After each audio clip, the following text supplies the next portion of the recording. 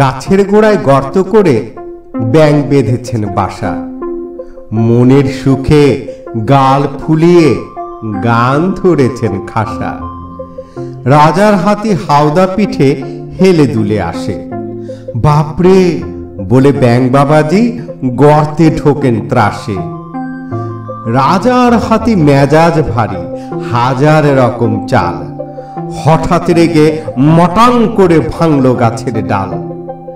গাছের মাথায় চড়াই পাখি অবাক হয়ে কয়, বাঁশে বাঁশ হাতির গায়ে এমন জোড়ো হয়। মুখ বাড়িয়ে ব্যাঙ বলে, ভাই তাই তো তোরে বলি, আমরা অর্থাৎ চার পেয়েরা এমনি ভাবেই চলি।